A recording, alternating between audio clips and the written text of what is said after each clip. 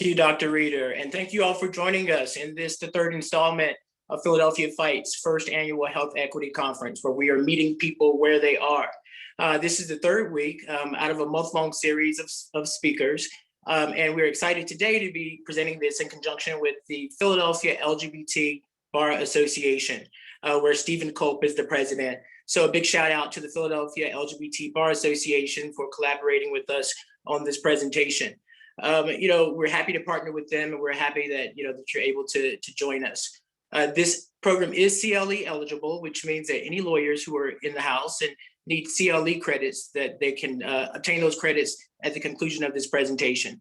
The important thing to remember is that you must provide for us your attorney bar ID number in your registration form, and you should also complete the survey that's going to pop up at the end of the presentation. As you know, Philadelphia Fight has for years been supporters of those living with HIV and AIDS. And we were founded, historically in 1991 as a research grant. Fight stands for Field Initiated Grant for HIV Trials. Philadelphia Fight realized that folks of color, Black folks, Latinos, pregnant women, children, all of those folks were being left out of the discussion when it came time to talk about clinical trials for HIV drugs. So they wrote a research grant and was able to develop into an AIDS services organization. Fast forward to 2013, we further emboldened our mission to be able to provide culturally competent healthcare to folks, regardless of their HIV status, and most importantly, regardless of their ability to pay for it. So we're firmly rooted in the issues that we're going to discuss today. It's also important to remember that Philadelphia Fight has also been a supporter of those who have been impacted by the opioid epidemic. And we've also always realized the importance of medically assisted treatment, a topic that's fairly new and that we'll learn more about today. So, without further ado, I wanted to introduce to you today's speaker. Jacqueline Romero is a partner, one of our partners from the Philadelphia LGBT Bar Association. Jacqueline has served as the Assistant U.S. Attorney for the United States Attorney's Office in the Eastern District of Pennsylvania since 2006. She specializes in civil rights investigations, serving as a civil rights coordinator for the U.S. Attorney's Office Eastern District since 2015. Her general practice includes defensive and affirmative civil litigation, as well as the occasional criminal prosecution. As civil rights prosecutor and coordinator, she oversees all civil rights investigations and initiatives in the 9 counties that make up the Eastern District of Pennsylvania. These investigations involve a number of federal statutes, including the Americans with Disabilities Act, the Civil Rights Act, the Fair Housing Act, the Rehabilitation Act, the Voting Rights Act, and the Equal Credit Opportunity Act. Her other job duties include appointment to the district's Supervision to Aid Reentry, or the STAR program, which is a heightened supervised release program designed to assist felons reentering the community. Not only is she an accomplished U.S. attorney, but she's also a professor at Temple University. So without further ado, it's my pleasure to introduce to you Jacqueline Romero. Thank you, Dion. That was pretty impressive. First off, I just want to say thank you to Dion and Dr. Reeder for all their support in getting this talk going today. Dion's been talking to me for about a year to come and speak with everyone. And I also wanted to thank my folks over at the LGBTQ Bar Association for co-sponsoring this event and helping to put it together, especially Kevin Levy, who is my co-chair of the Education Committee and has put a lot of time into this. So thank you, everyone. For 1 second, I'm going to share screen, and hopefully this will go smoothly so I can at least get my PowerPoint up. And if you just bear with me for 1 moment while I pop it out. There we are. Hopefully that went smoothly. Let me start first off by introducing myself and the U.S. Attorney's Office. I am the Civil Rights Coordinator for the U.S. Attorney's Office, which is just a fancy way of saying that I oversee the federal civil rights enforcement in the Eastern District of Pennsylvania, which is made up of 9 counties, including Philadelphia. Today, I'm here to talk about our enforcement under the Americans with Disabilities Act and the Fair Housing Act, especially as it regards individuals with disabilities, like people who have HIV/AIDS and individuals who are dealing with opioid use disorder. How does that all fit in with Philadelphia Fight's mission in this speaker series of health equity? Well, when advocates talk about health equity, they're typically talking about fairness and justice and opportunities to be healthy. And that requires removing obstacles to health, such as discrimination. And that's what the Americans with Disabilities Act and the Fair Housing Act gives us, tools to address discrimination against vulnerable populations, like people who have disabilities such as HIV and AIDS and opioid use disorder. So that's how this all fits in, and I'm happy to talk about our work. I also want to highlight, you see on the screen here, there's a lot of other areas that my office handles, which we're not going to be talking about today, things like voting rights and service member rights and all sorts of other land use laws, et cetera, and equal credit lending and other kinds of areas. But think of DOJ in your work when these kinds of issues come up, because what I imagine is that when you sit down, there's a lot of folks here who are healthcare providers, and when you sit down with clients in your day-to-day and do intake and hear about the issues that they're having, you're there to treat their healthcare issues. But I imagine in that intake process, they're also talking about how they've lost their housing, or maybe a mortgage lender has discriminated against them, or something else has happened. So please think of DOJ when you hear of those kinds of complaints, because we want to know about discrimination, and that's very important to us. So let me move on here. So what are we going to be talking about today? I've kind of highlighted it. How do you identify illegal discrimination? So you're having that intake session and the person is chatting with you about all the things that are going wrong in their life. And maybe you hear something that doesn't sound quite right. That's what we want to hear about over at the Department of Justice. And I'm going to go over some scenarios today where in your day-to-day life you might hear about discrimination. I'm also going to give some more information on where you can go next should you get a complaint from someone.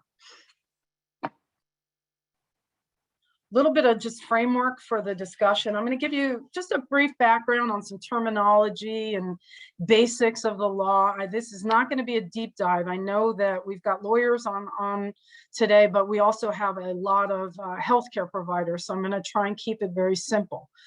I'll give a little bit of an explanation of what a disability is under the ADA, and also it's the same for the Fair Housing Act, and get into some examples of what employment discrimination might look like, what discrimination in public and private services might look like, and then what are we talking about when we're discussing housing discrimination. And by the way, I'm going to have a Q&A at the end.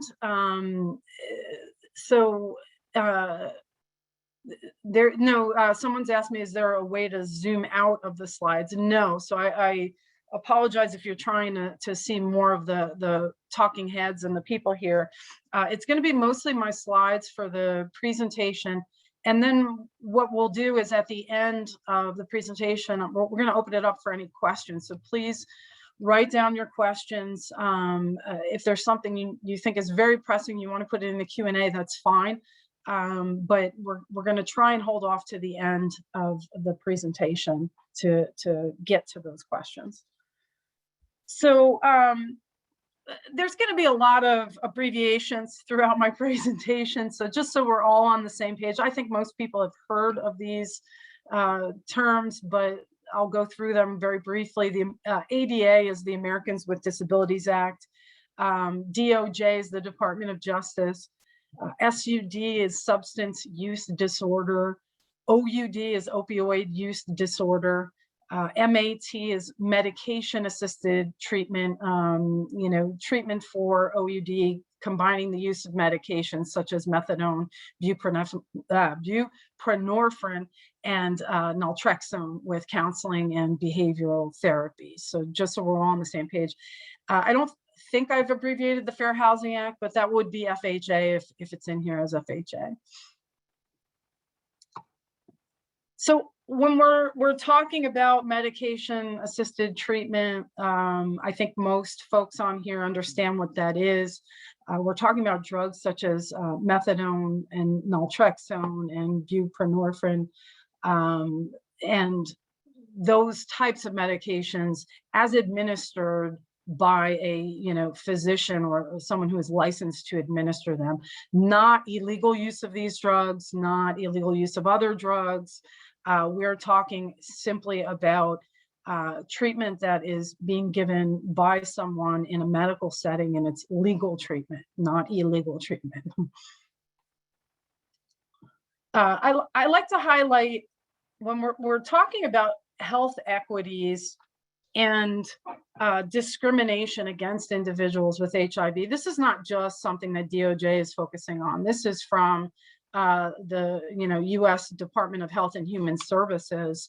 They put out a strategic plan, every so many years, and this plan highlights specifically as part of reducing the stigma associated with HIV and treating people who have HIV/AIDS.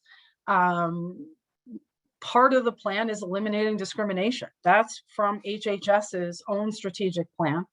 And we take that seriously at DOJ when we're enforcing these kinds of statutes. Also part of the strategic plan, if you go through it, is the enforcement of civil rights laws. That's exactly what we're talking about today. Laws like the Americans with Disabilities Act and the Fair Housing Act. So this is very much part of what HHS sees as proper treatment, in the healthcare setting, is also addressing discrimination and stigma. So let's talk a little bit about the definition of disability, which we'll see throughout, both of these acts. It's a very specific definition, right, of who is a person with a disability. It's a physical or mental impairment that substantially limits one or more major life activities. That's the technical definition. And what I like to say is, think of the things that you absolutely have to do for yourself. Things like caring for oneself, sleeping, gastrointestinal functioning, reproduction. Those are major life activities. So if you have a physical impairment that substantially limits these kinds of things, you are likely an individual with a disability. And specifically, it now includes operation of major bodily function, something like the immune system, and HIV/AIDS qualifies under that. It also includes a person who has a history of an impairment that substantially limits a major life activity, like someone with opioid use disorder. Importantly, the protections also go to someone who's regarded as having a disability. So you may not even have opioid use disorder, but people at work, for whatever reason, think that you have been abusing drugs and have this disorder, and you're discriminated against. You are protected. Also, someone associated with a person with a disability. This is a pretty broad definition when you get into it. What do we mean by association? Well, there's actual definition in the statute. It says it shall be discriminatory to exclude or otherwise deny equal goods, services, facilities, privileges, advantages, accommodations, or other opportunities to an individual or entity because of the known disability of an individual with whom the individual or entity is known to have a relationship or association. The example I like to give to illustrate this, so people understand what we mean by association, is we received a complaint once from an AIDS service organization. They came in on a Monday, and the offices, their administrative offices, were flooded. The toilet leak had happened over the weekend, and the damage remediation company plumber that they called to come in to look at everything said that because they were an AIDS service organization and there was plumbing involved, that they had to have a hazmat team come in to service, that they would not service them. And that was clearly association discrimination, because they are somehow, dealing with people who may be positive with HIV or AIDS, that somehow tainted their plumbing, and they wouldn't come in and treat that. So we considered that discrimination based on association.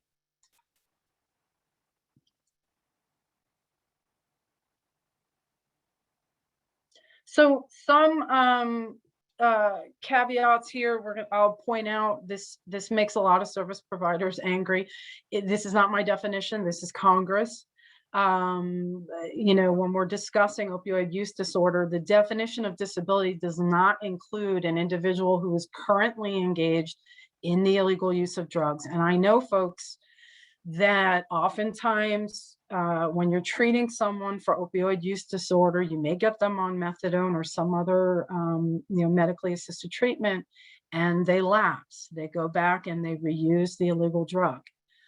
They've got to be off of illegal drugs for a period of time for the ADA's protections to kick in. And same with the FHA. You cannot be someone who is currently illegally using. And I know that presents a lot of problems for practitioners, because folks recognize that people go on and off of illegal drugs and are trying to get clean, but it's difficult. So I realize that, but Congress has made this definition, and that's what it is. The ADA protects an individual who has successfully completed a supervised drug rehabilitation program, is no longer using, is participating in a supervised rehabilitation program and is no longer using, or is mistakenly regarded as taking drugs illegally, but is in fact no longer using. So no longer using is the important thing to keep in mind here when we're talking about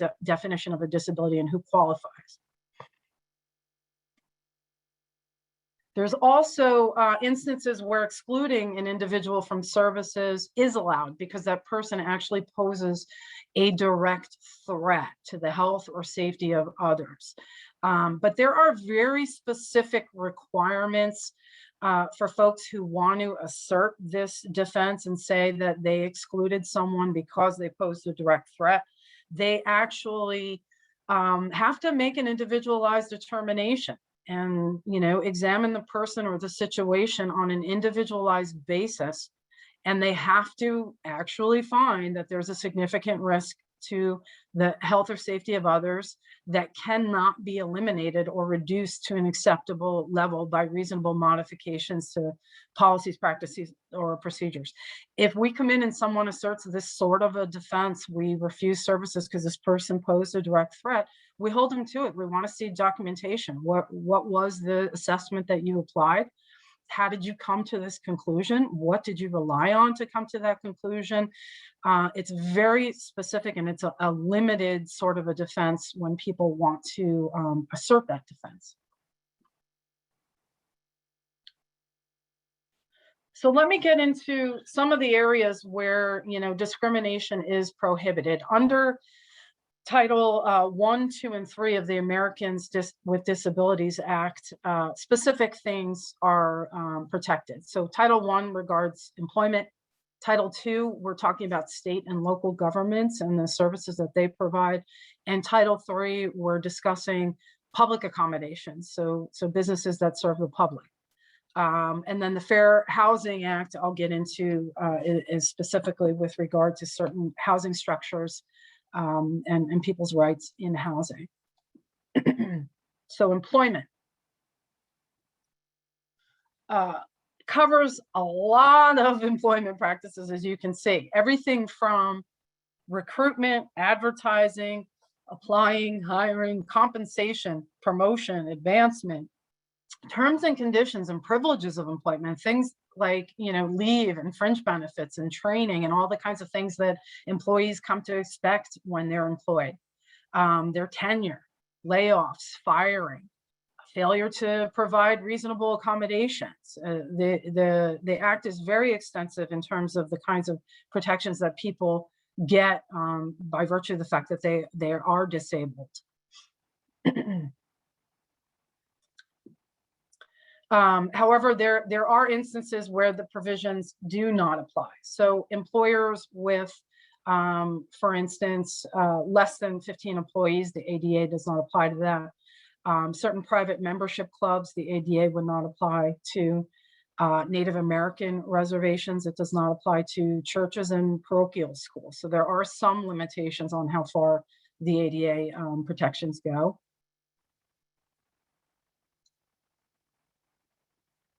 And so folks often ask, what exactly is, this right to a reasonable accommodation? If I'm a person who's disabled, what exactly is that? So someone's asked me just briefly before I get into this, what is the policy rationale for not extending the ADA to employers with less than 15 employees? That's a good question. That is something that Congress came up with. I suspect it's that people with less than 15 employees have less resources and abilities to accommodate and, come up with structural changes and things that might be necessary, and that we expect employers with larger amounts of employees to have those kinds of resources. It might be difficult on a mom and pop shop to address those kinds of things. And it looks like Dr. Reeder wants to weigh in on that.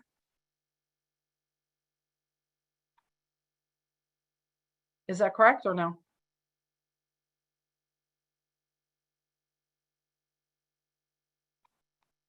Okay, I'm not hearing anything, so I'll continue. So what are we talking about with regard to reasonable accommodation? Just what is reasonable? Well, what we say is it's a feasible change in the job environment or in the performance of job duties to enable a qualified individual with a disability to perform the essential functions. And what is feasible is going to be a very fact-specific inquiry in all instances. There's case laws everywhere on that, what exactly is feasible and reasonable to an employer, but that's the technical definition.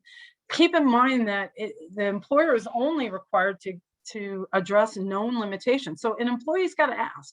There's no magic words that the employee has to give. Do they have to use the exact words of reasonable accommodation? No, they can say it in a lot of different ways.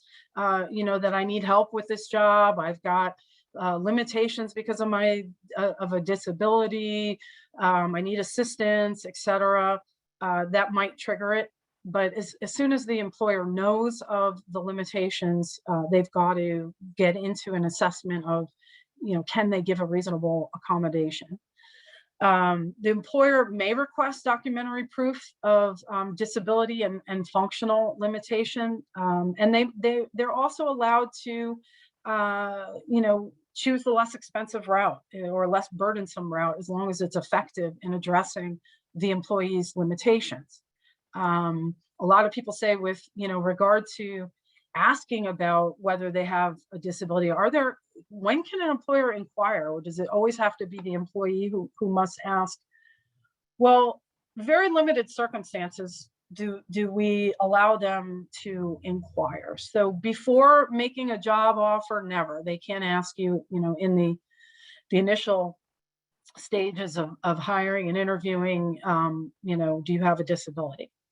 After making a conditional offer and before an individual starts, sometimes, if all the candidates are required to take some kind of medical examination, or required of the same, respond to the same kind of inquiries, and that's something that's required of all candidates, then it may be okay. Once a person's an employee, they can inquire only if medical exams or inquiries are job related and consistent with business necessity. And again, that's very fact specific. And the case law, really gets into a deep delve of what's job related type of questioning and what's consistent with business necessity. But that's a technical definition of when they can actually inquire about a disability. They've got to have business necessity, or it's got to be job related. And also, the employer has to keep it confidential. So whatever information is provided by the employee really ought to be locked up in some way, shape, or form. It's got to be very confidential, kept apart from general personnel files, maybe in a separate confidential medical record of some sort, and only available under limited conditions. They're very serious about that because this is, a person's very private information. In addition, employers are not allowed to retaliate, which is a very important thing when we're talking about this stuff, because people oftentimes don't want to report their conditions or ask for accommodation because they're afraid that they might get harassed or retaliated against in some way. Maybe they'll be threatened or coerced in some way. The ADA protects all of that type of activity as well. So we tell people, just ask for the accommodation if you need it, if you have a disability, even if it's HIV or OUD, and you need more time to sit. Maybe you need an accommodation for some reason because you're weak certain parts of the day, or you need time to take a break and go use your medication. Ask for that, because they cannot retaliate against you because of your condition. So what might this look like in real life? I know this is a lot of technical information that I'm throwing at you about what are disabilities and what is retaliation and how do you define this, that, and the other thing. Let me give you some real life examples of how this might play out based on some of the cases Department of Justice has handled. So this is one case that DOJ handled in or around, I think it was July of 2013. Raymond Parker had applied for a position as a police communications technician, a PCT, with the New York City Police Department. It's basically a 911 operator. And he's qualified for the position, applied for it, was fully qualified, and he received from them a conditional offer of employment for that PCT position. He was next required to undergo a medical examination. And in that same year, after his medical examination, the NYPD sent him a notice of medical disqualification and basically said they were revoking his offer because due to his HIV low CD4 count. That was the reason that they put in there for rescinding their offer of employment. And DOJ investigated, and we found cause to pursue this, and a lawsuit was filed. And eventually, as part of the settlement, he got the job and $55,000 in damages because of the work that we put in on that. Another instance where this might play out, this is another case that DOJ, actually EEOC was the lead on this case because it was an employment discrimination matter. Volvo, in this case, failed to conduct an individualized assessment to determine what effect, if any, Suboxone had on this individual's ability to perform the job. They made, again, a conditional job offer to this person for a labor position. Person was qualified. And during the post-offer physical examination, the applicant explained that he was taking medically prescribed Suboxone. And when he reported for the first day, Volvo informed him that it could not hire him because of his Suboxone use. This was overseen by a physician, medically prescribed, perfectly legit. And they, would not hire him. So after the investigation, under a consent decree, Volvo agreed to pay $70,000 and they had to additionally take a bunch of other concrete steps to remedy things. They had to send out new training to all their employees on the ADA and accommodations under the Americans with Disabilities Act. They had to amend their policy concerning medication and prescription medication, and what they could look into in terms of whether it posed a direct threat to someone and the position that they have. They had to provide further ADA training to all their employees. They had to report to the EEOC for a number of years. Anytime they got a complaint in this area, they were subject to reporting. So that's what it might look like. Another example of what it might look like with someone with the OUD is something as simple here as this hypo of Eduardo is a checkout clerk at a local big box store, and he's a model employee. He has difficulty standing for long periods of time due to muscle pains related to methadone. His employer refuses to provide him with a stool as a reasonable accommodation. I mean, that's pretty simple, right? Give the guy a stool so he can sit down from time to time at the cash register because of his muscle pain. So these kinds of scenarios, I'm just throwing these out here for people to think about when you're talking to clients and they're talking about having lost that job, or they're having difficulty at a job and they mention something. It might be discrimination under the Americans with Disabilities Act, and they may have some protections. So think about referring that case to the EEOC. Is really, I'll put up some information here. EEOC is your first go-to on filing employment complaints. There are all sorts of administrative requirements and deadlines for someone to file a complaint when it's in the employment setting. You don't want to blow those deadlines. So I put up the EEOC information here because they've got 180 days to initially file. And you don't want to lose those deadlines, but there's all sorts of information on EEOC's website. Feel free to take a photo of this page if you want to, or I can provide this information afterwards for anybody that wants the information. But it's very important to make sure that they get this information when you're talking to people with employment issues. DOJ has limited jurisdiction over systemic discrimination, which is another thing. Let's say it's a state or local government that is systemically discriminating. They've got some program that discriminates against employees, who have OUD or HIV/AIDS.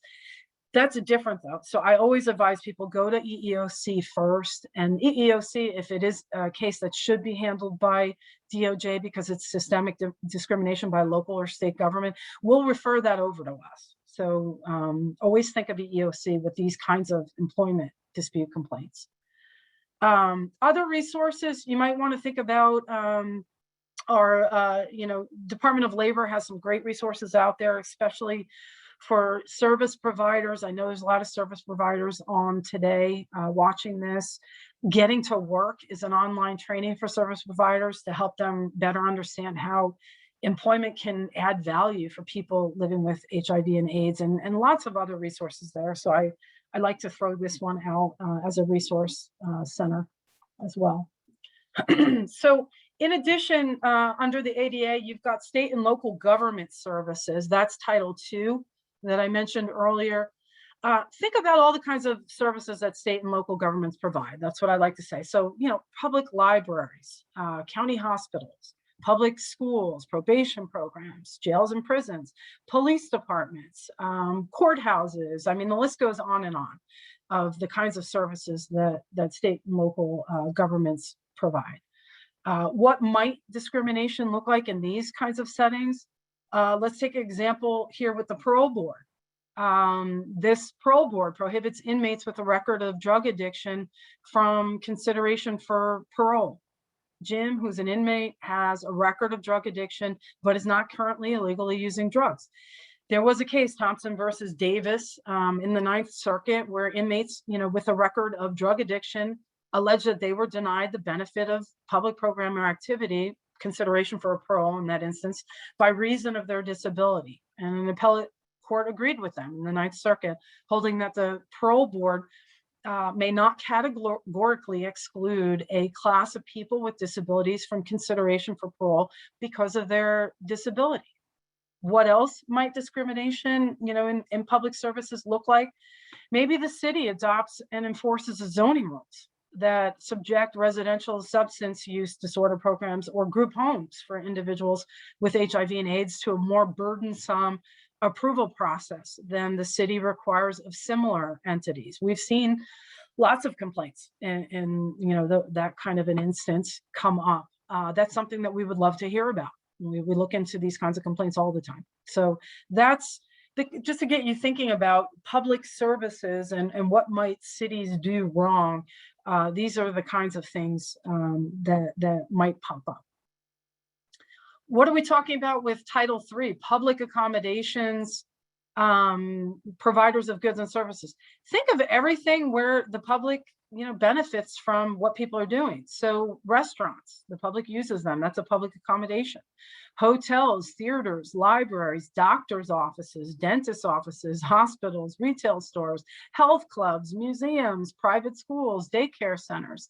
These are all entities that are serving the public in some way, shape, or form, but it does not apply to private clubs or religious organizations. I won't get into all of those cases, but there are some caveats. And if you're dealing with a complaint, just file it. We'll figure out whether an exception applies or not.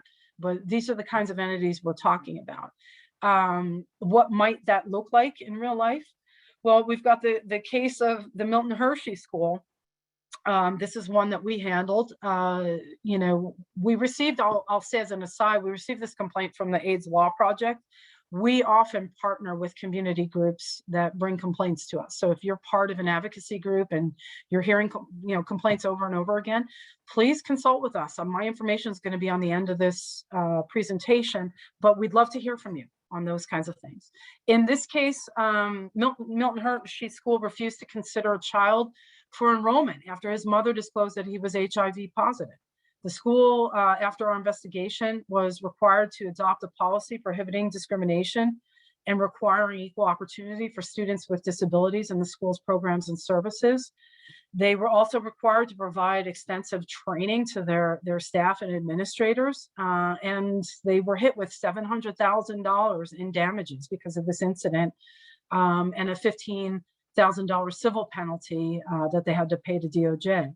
So we sometimes get some really extensive results that can benefit your clients. $700,000 is not a small amount. What might OUD? Here's an example of OUD discrimination in places of public accommodation, what that might look like. DORA seeks to participate in a mentoring program for young adults through local nonprofit agency.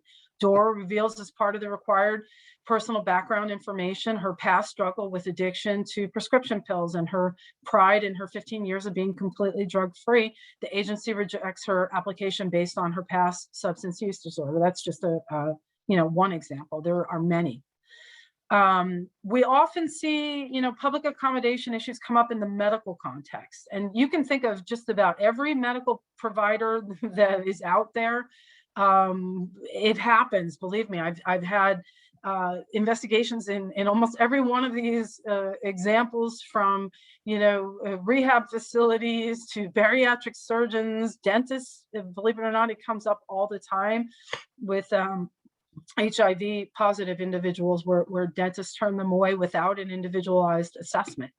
That's discrimination.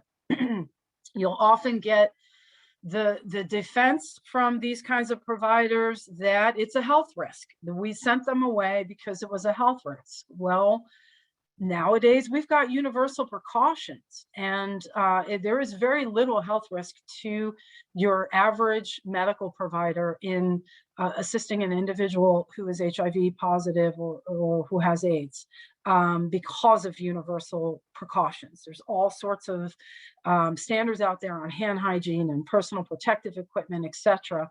And I can tell you that in our setting, often with dentists, they say, oh, we didn't even assess them after they filled out, the initial intake. We told them to go to a, AIDS clinic because it's very risky working on someone with AIDS. Well, it's not actually. The research out there says that universal precautions have made it very little risk to dentists in working on people with HIV. So you can't just turn them away without an individualized assessment of some kind. Where you may refer someone elsewhere is it's a person who requests or requires treatment or services outside of the provider's area of expertise. So you're a bariatric surgeon and someone comes in to you with a neurological issue, you may refer them elsewhere, right? That makes sense. But you can't refer a patient with HIV to another provider simply because they have HIV. That is not allowed. To give you a real life example, a case that I actually prosecuted was against Mercy Suburban Hospital. People know it today as Suburban Community Hospital. It's since changed names. HIV positive patient was turned away from Mercy bariatric facility in Norristown, PA, without evaluation or treatment because she revealed in the intake that she was HIV positive. She basically was in the reception area, filled out the intake form, and was sent away and told to go talk to her HIV doctor. We received a settlement in that case of $20,000 in damages for this individual, which meant the world for her. She was already in a very vulnerable population and did not have much money.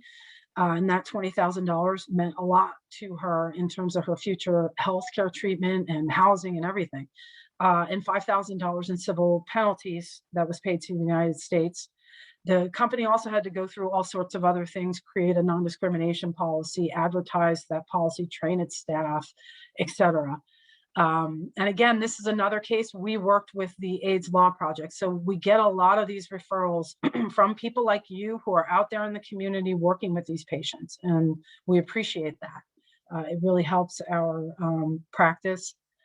I'll just highlight briefly, we have a lot of tools at our disposal at DOJ, and that's why it makes sense to bring these cases to us. Injunctive relief, training, as I said, we can require training, reporting, and all sorts of other things. We can get compensatory damages, which individuals cannot when they file individual complaints. We can get actual damages, pain and suffering, and also civil penalties that are paid to the United States to deter people from doing that kind of thing in the future. So just a little bit of information on where to file an ADA complaint. ADA.gov is fantastic. There's a tab there for filing an HIV/AIDS discrimination complaint, specifically on that topic. You can sign up on their email for updates and other materials if you want. It's a fantastic website. I always send people there. You can get technical assistance, so there's brochures and PSAs and handouts and things that if you want them for your facility, you can get them there.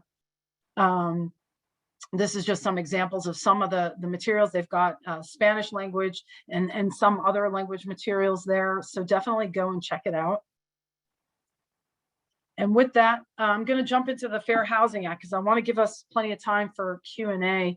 And I'll briefly say here, the Fair Housing Act prohibits discrimination in public and private dwellings on many bases. Here, what we're talking about is discrimination, on disability, HIV, AIDS, and OUD, opioid use disorder. But there's lots of other bases, and in your practice, you might hear people talking about they were discriminated against, they think based on their color, familial status, race, etc. We also want to hear about those cases as well. But today I'm highlighting disability, but please don't overlook if you hear of other instances, other bases for discrimination, we would love to get those complaints as well. So, we're talking about dwellings under the Fair Housing Act. That also is pretty extensive. So things such as houses, townhomes, apartments, condominiums, mobile homes, trailers, on and on. Other types of dwellings, courts differ on your length of stay, things like nursing homes, group homes, student housing, etc. So the case law can differ on that, but they do qualify in a lot of instances as dwellings. So don't just assume that because a person's in a homeless shelter, it might not qualify as a dwelling. It prohibits all sorts of things, the Fair Housing Act. So I'm going to run through these quickly because the list goes on for a couple of pages, but we're talking about refusing to sell or rent after making a bona fide offer, refusing to negotiate for sale of rental or dwelling, otherwise making unavailable or denying dwelling, setting terms, different terms, conditions, or privileges, or providing different services or facilities, printing or publishing a statement or advertisement indicating a preference or limitation. You know, no gay people may apply is a bad thing to do. So think about those kinds of things. You know, advertisements may apply, you know, if there's something in an advertisement that looks funny.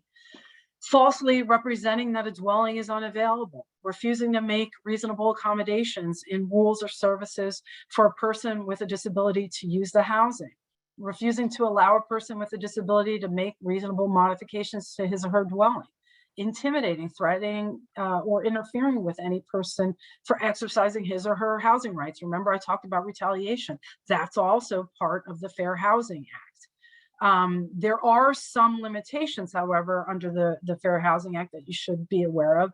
Single family homes sold or rented by owner without a real estate agent involved, that they are accepted.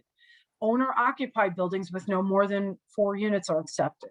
Dwellings owned by religious organizations or private clubs for their own members' use are accepted. Housing for older persons only where certain requirements are met. So if you have any doubts, report it. We'll figure out if an exception applies or doesn't apply. Sometimes that can be tricky to know right away. So I always recommend just report it if you're seeing something that you think is discrimination in the area of fair housing. So what might this look like? Just to give you an idea of, you know, real life examples. In the United States versus Wren, we allege that an owner and property manager in Chicago violated the FHA on the basis of disability and or familial status by refusing to rent to a woman because she was HIV positive and because she had a minor child. The court held that the owner violated the FHA when she asked the woman the nature of her disability, voiced disapproval of her HIV, and refused to rent to her because she has HIV. The court also awarded the woman $10,000 in damages. So that's what a real life case might look like. So if you hear of someone who's HIV positive or has AIDS and they think their landlord is discriminating, please go ahead, give us a call. We'd love to hear about that. So how do you go about filing a fair housing complaint? I always say, again, start with at the agency. So HUD takes these kinds of complaints. They have an online system. They've got quick links. You'll see there filing a discrimination claim. It's very easy when you go to their website. All that information is there. I've included their hotline here, the website. Go ahead and take a screenshot or a photo of this if you want. Know that people have a 1-year statute of limitations. They've got to file with HUD within 1 year. A lot of people wait and they're in trouble. DOJ has a longer statute of limitations. But again, we've got to be able to show that there was a pattern in practice. It's a lot more involved when DOJ gets involved in these kinds of investigations. We've got to show that a landlord has done this over and over and over, and there was a pattern in practice. So always start with HUD, because if it's an individual complaint, you want to get it filed within that 1 year with HUD and not blow the deadline. So HUD is a fantastic resource. If it is something like a pattern in practice, HUD will refer it to us. So you don't have to worry about, and when in doubt, send it to both DOJ and HUD. It can't hurt. So if you want to get in touch with me or the Disability Rights section down at the US Department of Justice, all of our information is here on this screen. Again, feel free to take a screenshot of this or take a shot with your phone if you need to do that. But that's how you can get in touch with me. I'm always happy to take phone calls, phone inquiries, or email inquiries, however you want to report it. I will keep it confidential in the beginning. If you need me to keep it confidential, we can be very discreet with folks and completely understand that these are very delicate matters. So with that said, I will stop sharing screen and we'll open it up for questions. Thank you, Jacqueline. Let's see here. If you have any questions, be sure to put them in the chat box. But to orient the audience a bit, we're here with Jacqueline Romero, who's given us a really broad view, understanding of the federal statutes that might be implicated anytime there's any, semblance or any belief that there might be some discrimination involved based on disability. And for the context of Philadelphia Fight and what we do a lot here, you focus on HIV and also on the opioid use disorder. So while folks, get oriented and try to let me know if they have any questions, I have one for you, Jacqueline, and it's more of a lawyerly question about how these cases are resolved. You mentioned obviously that many of them are settled and that they don't go to trial, but the ones that do go to trial, how much of those cases, the prosecution, how much do you rely upon medicine and scientific research?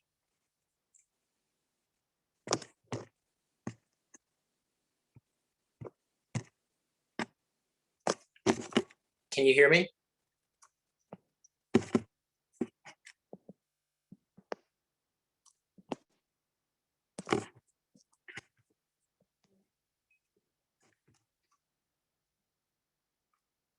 I think Jacqueline is frozen. Can you hear me? You can hear me, Dr. Reeder? Yes, we're going to give Jacqueline some time to log back in. So hang in tight with us. Sounds good. Well, where I was going with that question was about, research, and she had hinted at the fact that a lot of the defense might raise some issues that actually aren't supported by science and aren't supported by research. The fact of if you think about current day, you think about Pennsylvania and some of the cases and some of the issues that are currently at bar. There's one that involves the corrections officers and the allegation that, they need to have spit shields and that they need to segregate inmates based upon whether or not they're HIV positive. So those issues come up in all walks of life and in, a lot of areas that HIV is implicated. So that's where I was going with Jacqueline, and I was hoping that she would comment on whether or not science was brought to bear. She also mentioned, I think when she was talking about remedies and the way that the DOJ gets results is injunctive relief. So I was interested in talking more about the trainings and the outcomes of those cases, that are actually prosecuted. What are some of the remedies? She mentioned $10,000 went to plaintiffs based on some of their claims. So I would also be interested to know, more about some of the other options that they have in terms of resolving some of those cases, which she said included training. Sorry about that. My computer lost connectivity. That's what happens in this new day and age. No worries. I was filling some time and throwing out a couple of questions that I hope that you will be able to get to. Thank you for joining again. The first question, I don't see anything. Maybe the chat box is refreshing, but the question that I had, Jacqueline, was about how the cases are prosecuted. I know that a lot of them you mentioned are settled outside of court. For the ones that do go to trial, how much of those cases rely upon medical research and science? We have not had to litigate one, so that's the upside of filing with DOJ. Typically, when we institute an investigation and we think there's good cause, there's a sit down with the companies. If the case ends up in court, typically that's an individual filed, and then DOJ would have the opportunity to intervene in the case if we saw merit. Locally, we have not had to file, but Main Justice in Washington, D.C. has intervened in many cases, even in our local district. And yes, experts would get involved at that point if there are, factual issues that we need an expert to weigh in on. Certainly, they would be using expert testimony at that stage. But my office has not had to fully litigate one of these. When we've sat down and had conversations after we've done our initial discovery of what happened and gotten documents and talked to witnesses and whatnot, usually the companies are very willing to be reasonable and fix whatever happens. So it's rare that we have to take something to trial. So when you talk about different types of relief, then with injunctive relief, you mentioned trainings, that could be the outcome of some of this, is that folks just need additional training and education around these issues. Is that training done in-house, through the DOJ, or do you, consult and kind of assign that work to outside folks like Philadelphia Fight? So we work with the entity that we're overseeing, and we'll review that. They will create new training materials. They go out and find, best practice materials that are out there. Maybe they work with a consultant to put together new training materials, and then we will review them for sufficiency and weigh in if we think something is missing from the materials. And then they come up with a plan to roll out training, and then they verify to us that they've actually completed the plan of training and whom they've trained, and they'll set a schedule going forward so that when they hire new employees, and then existing employees will get retrained every so often. I think that one of the things that you mentioned, Jacqueline, that was very helpful are the ways in which practitioners and folks can report these types of things. Just to bring it into real world context, we've had issues like these to arise at Philadelphia Fight. A good example is, I received a telephone call from one of the case managers to say that she felt that one of the shelters was discriminating against her client based on their history of past drug use. And it very much like what you said in the beginning, it was a feeling. She called me and she said, it's just something about it that just doesn't feel right. It just doesn't feel right. So I just wanted to hone in on the point that you don't have to always have all the facts, in order to file the claim. And like you said, once that claim is filed, it usually just takes a telephone call or notice from the DOJ that there is, cause for concern there. So just to bring it into real world context, these things do happen, and they happen in organizations, just like ours. I often get complaints from people from all walks of life. I've gotten complaints from nurses, social workers, doctors, just about anyone who's dealing with folks in a healthcare setting, including just community advocates, folks. I'm sure you have folks at Fight that do a lot of advocacy work, and they're hearing this stuff in the intake process. So sometimes people will just send me an informal email. I don't think this sounds right. I had somebody come in and they were refused access to, whatever the facility is. And we can send in a letter inquiring about it, asking for documentation. So we can get a full understanding and a view of what actually happened from the entity.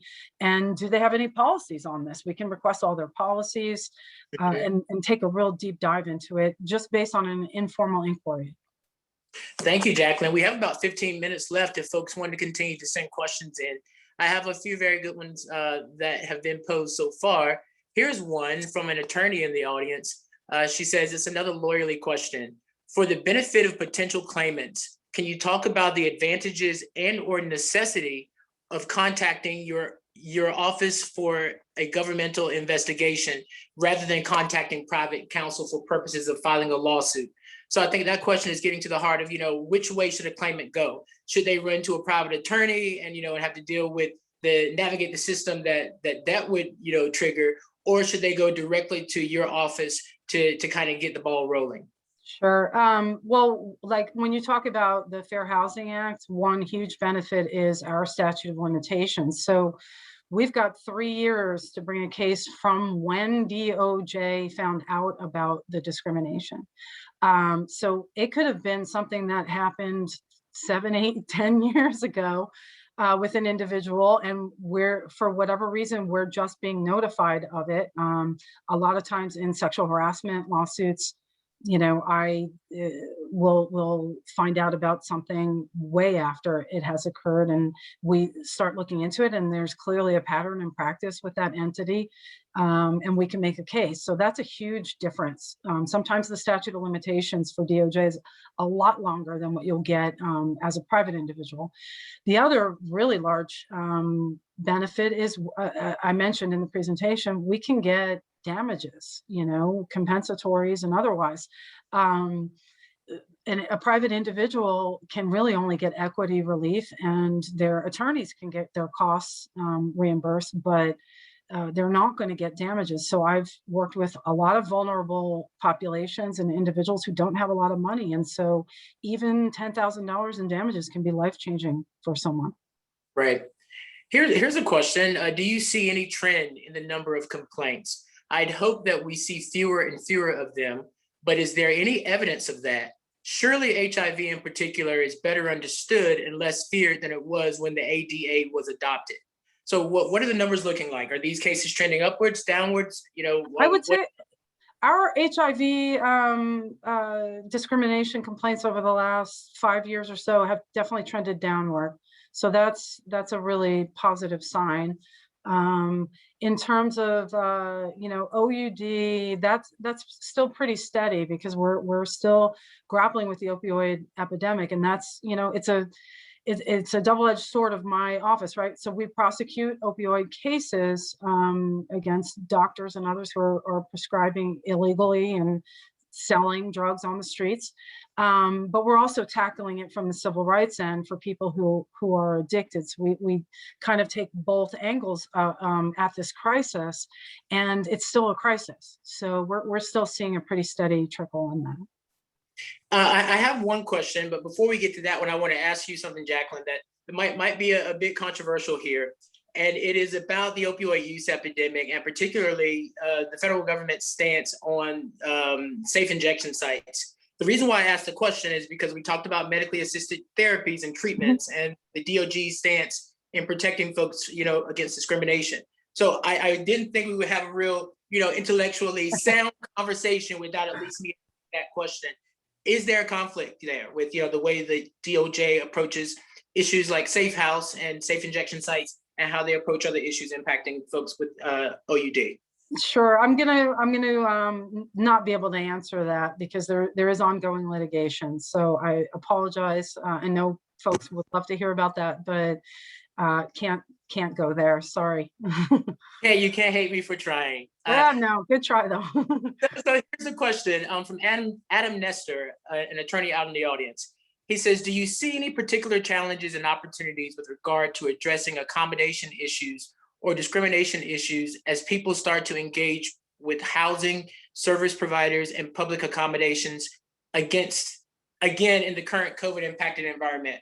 So I guess the question is, how has COVID really impacted this area? And, do you see any other challenges or opportunities with addressing these issues in light of COVID? I think COVID in general has impacted our ability to go out and do live witness interviews, knock on doors, and do that sort of investigatory work that we might otherwise do. But I've also found that people are very chatty with a cold phone call. And I've had great success in some cases just making cold phone calls and talking to witnesses over the phone, maybe because they're lonely because of COVID, they're home on the pandemic. So it goes both ways. It can be challenging with some of the investigatory tools, but we've also had great success in other, new investigatory tools. We're doing interviews via Zoom, and they seem to be going quite smoothly. So yeah, I think that where we've been challenged, we've also, had areas where we were able to compensate quite well. Great. Let's see here. Folks are commenting on how good the information has been, especially information about discrimination in the school setting. Mm-hmm. Do you see any trends in terms of the age of plaintiffs or of folks who are impacted by discrimination in this area? Is there anything significant about that? I would not say so. To me, both HIV/AIDS and OUD are across generations. These are things that impact everyone, and I can't say that there's a trend in terms of, who's being impacted and who's filing complaints. And I should say I've been talking in general terms, DOJ, et cetera. I'm here, I usually do this at the beginning of the thing, but these are my viewpoints. I'm not speaking for DOJ in general, so just so folks are very clear on that when I'm answering these questions. Sure. You hit on something very early on, Jacqueline. The topic of the speaker series is meeting people where they are.